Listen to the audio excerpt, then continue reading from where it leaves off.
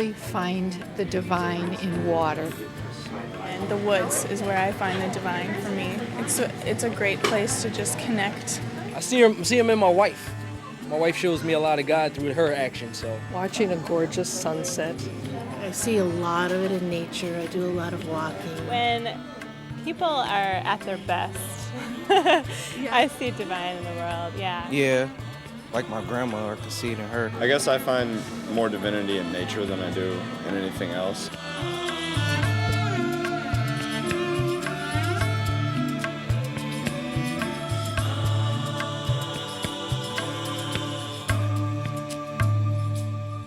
Hi, I'm Ann Thompson, and welcome to In Search of the Divine. We're at the Bead Monkey, a bead store in St. Paul, Minnesota today, because we're going to be talking about beads. We're also going to be talking to an iconographer, and we're going to talk to a miracle man and find out about the saint who helped him get his vision back. So stay tuned.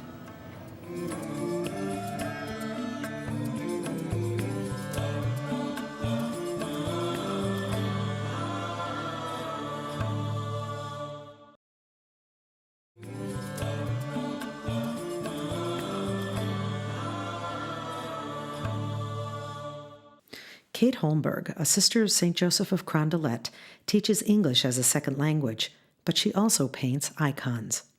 An icon, the word icon means image, and at one time it was strictly used with the religious art. Not all religious art, but the type of writing of a religious work that was Greek or Russian or from the church. And it's an image, it's not the person, but it's an image of the divine as seen in the particular saint or in the image of Christ that we're writing. The meticulous and lengthy process of writing an icon provides a unique opportunity to think about not only the topic of the piece, but the people featured in it. When I was writing the icon of the Dormition for Assumption Church, if I would be painting, now there were some of the apostles in the picture that I definitely could name. Oh, first of all, the icons of that Dormition over the centuries, you can always pick out Peter and Paul and John and probably Thomas, because he also was a young person. And in those people particularly, I could kind of silently talk with them, or come on, Paul, you don't look very inviting. And sometimes not even words like that. It would be just trying to get into who that person was. And of course that's impossible, but getting into what I imagine him to be. And what is Paul, or what is John's relationship to the Virgin in this picture of her death? And trying to put into it the sorrow that he probably felt, but at the same time, because of his faith, there would be a peacefulness. Doing Mary Magdalene in the picture, well, one of the women in the Dormition, I named Mary Magdalene, and I had her up close to the bed or bier that she is lying on, and she's touching it. And I think Mary Magdalene, for example, was probably a person of strong emotion and strong feeling, and so I think I tried to put some of that in because she would have been close also to the Mother of God, the Mother of Jesus. And in the writing of an icon, I often, without words again, talk to the person whose image I am writing, or concentrate on the person that I'm writing the icon for, that I want this icon to be some sort of instrument for them. I often say I pray best when I'm writing an icon. It's a quiet centeredness. It's more of meditation or contemplation without words.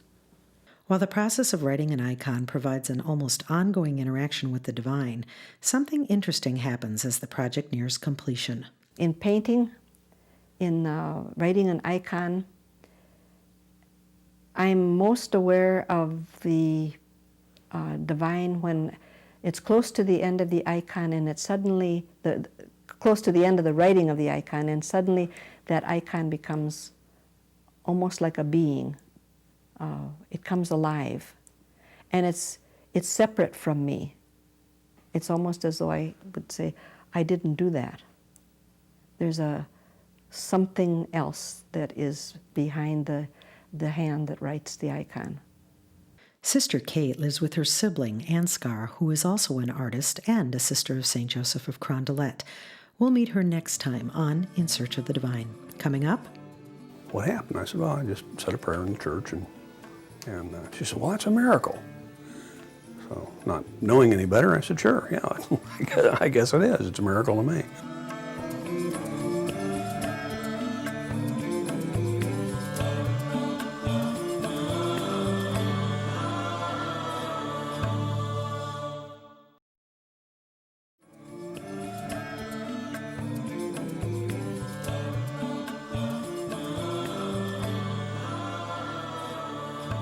Wow, look at this piece of jade cut into a bead. It's pretty neat. Welcome back to In Search of the Divine. So do you believe in miracles? Sure, we've read about them, we've heard about them, but when was the last time you actually met somebody who had one happen to them? How about one that was researched to the point of sainthood? Take a look. Saint Mother Theodore Guerin, foundress of St. Mary of the Woods College, was born on the northern coast of France in 1798 and came to Indiana in 1840.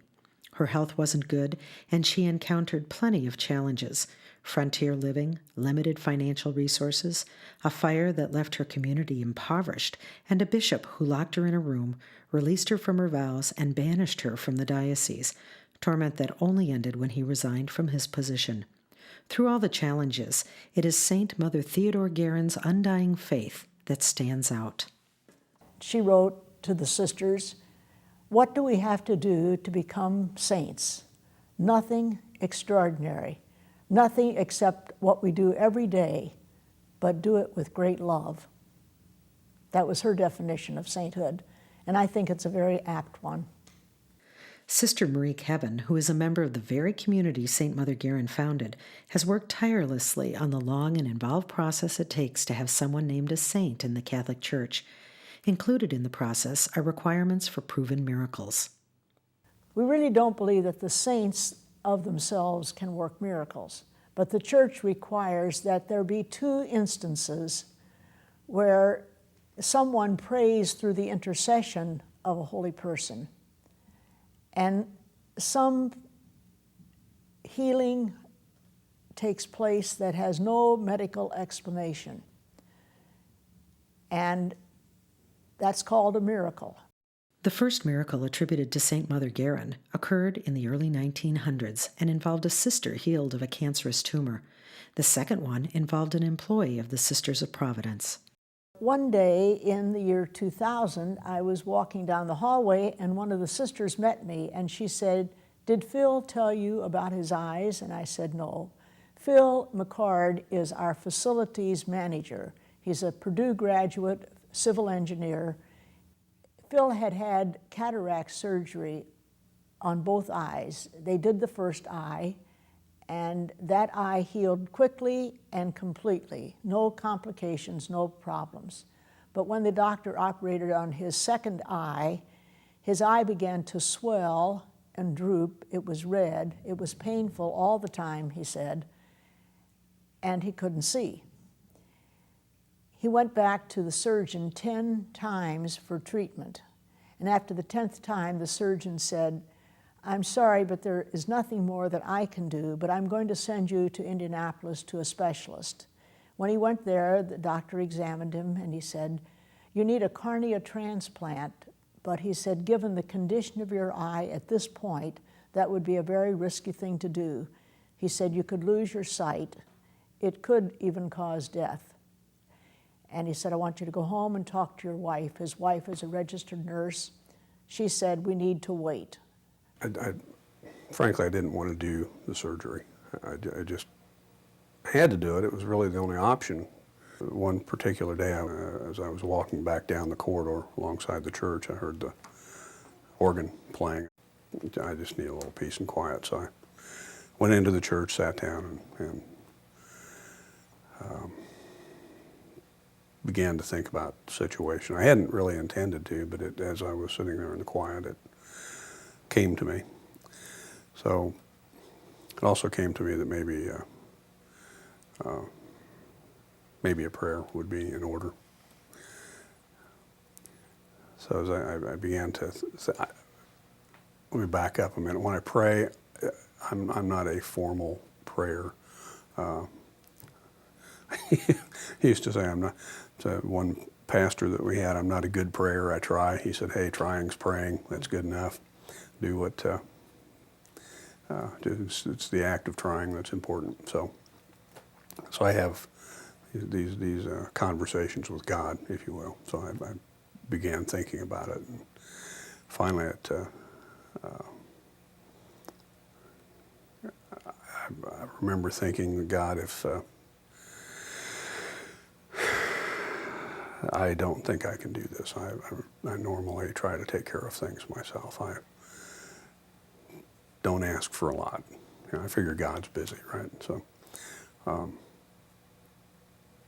but I remember thinking, I am not going to get through this by myself. Please help me get through this. And I know I need to do it. I will do it, but a little strength would help. So, and it occurred to me that, you know, Mother Theodore might be able to add something to the mix, so we'll cover all the bases. We're thinking, you know, Mother Theodore, this is your house and I'm your servant, and well, no, actually I'm not your servant, I'm more an employee than a servant, and I sort of wandered off into that thought for a minute, and I thought, well, whatever. As you can see, the prayer wasn't an eloquent nature, but finally getting to the point, I said, Mother Theodore, if you have any influence, I'd appreciate it if you'd exercise it on my behalf. Just help me get through this. So that was basically it, and I sat there a few more minutes and listened to the organ, and she finished, and I felt better. And as I got up to leave, kind of took a deep breath and thought, well, okay, I can do this. I can do this. So at that point, I thought, well, you know, there is something to this prayer. After all, I feel better. I can do it. That my prayer is answered. When we come back, we'll see what happened.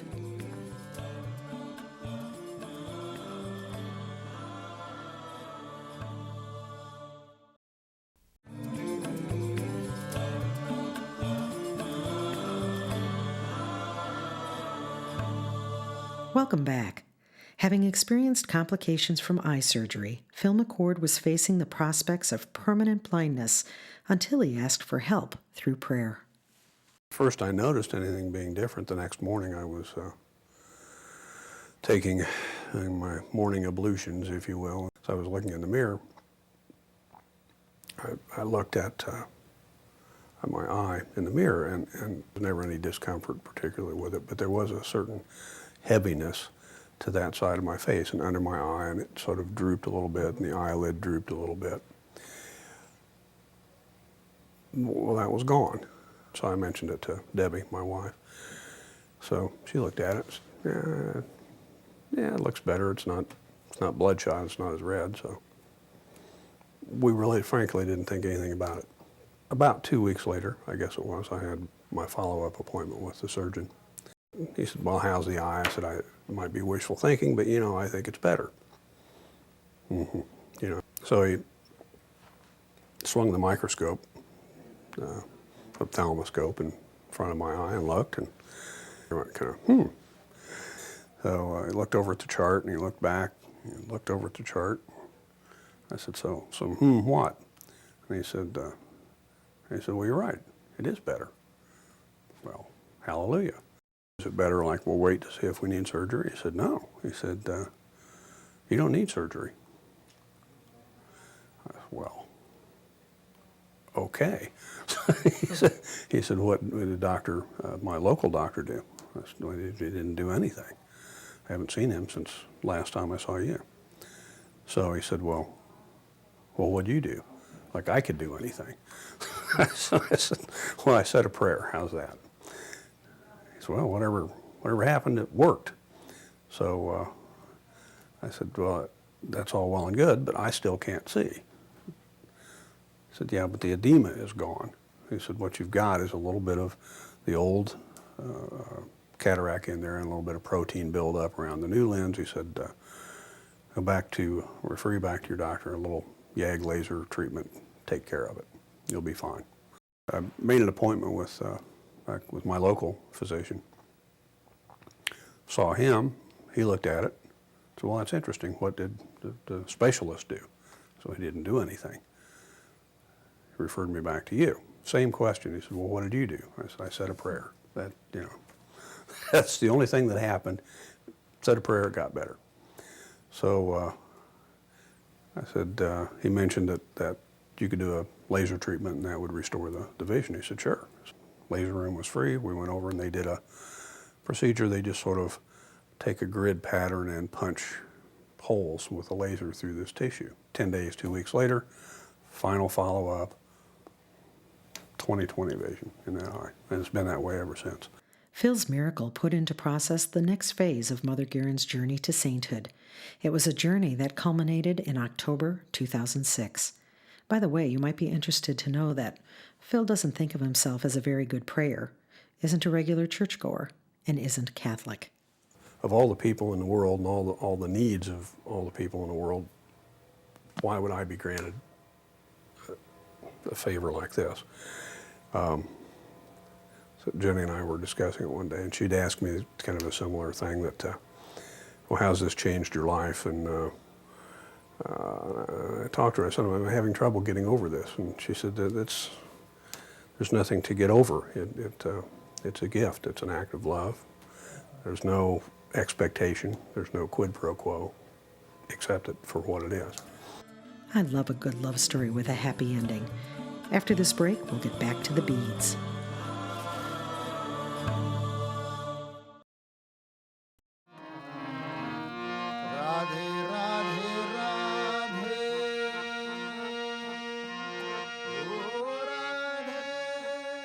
Welcome back. Now, about these beads. Beads have been used throughout the ages. They've been used to decorate, they've been used in trade, and they've been used to pray. Here's some prayer beads. They're used by lots of different cultures and lots of different faith traditions. Here's an example. This is a rosary that my grandfather took with him into the First World War. He was in the infantry and fought in every major battle. The thing that's cool about this is that the cross opens up, and when you open it up, it's pretty faded now, but there's a prayer there. So this is kind of a nice memento of my grandfather for me. So to find out about how people pray with beads, today we talked with a Hindu monk and a Catholic nun. Take a look. This is a mala. Mala simply means, a circle with connected points. So you can have a mala of flowers. This is a mala of beads.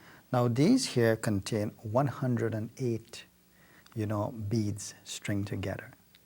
And they're stringed together simply for chanting purpose.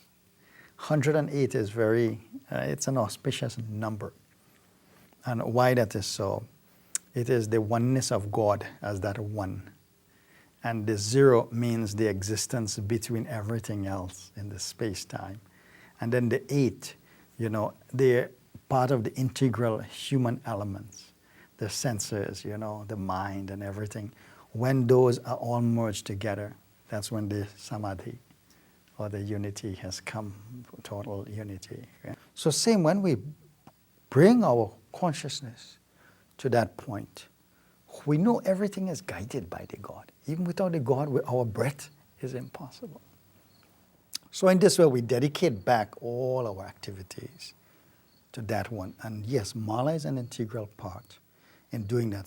What's being prayed using the malas are mantras, very personal, sacred prayers unique to the prayer. Certain times when sickness is coming to other community members, or when there is time, troublers are lurking, that's the time we as monks, we do hundreds and hundreds of malas for different families and different people. So we ask the God, pardon them, forgive them.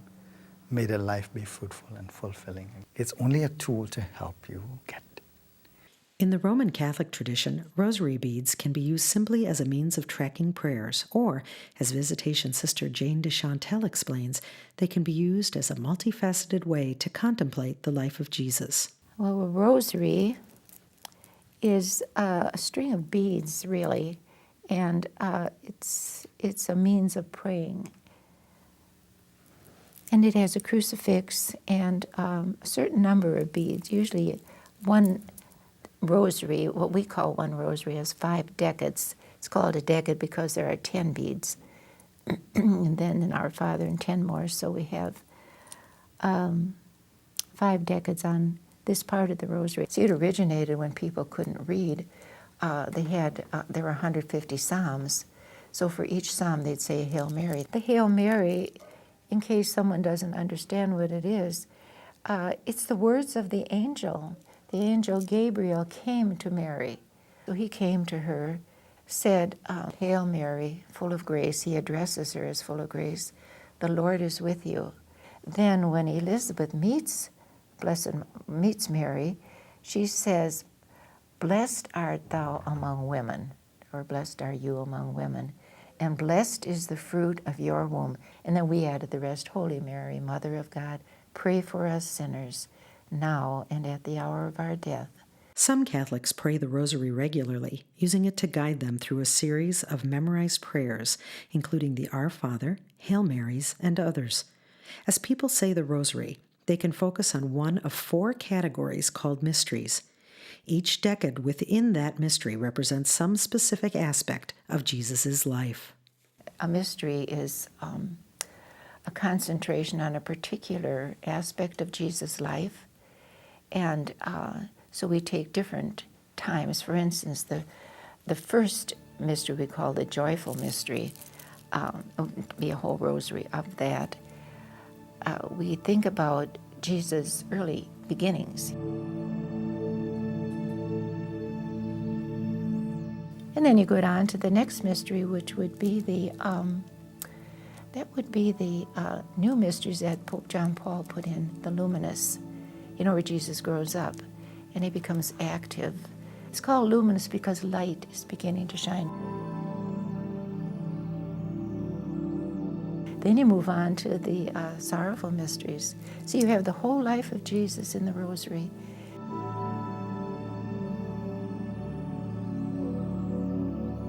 So anyway, then you go to the glorious mysteries. And that's a wonderful set of mysteries.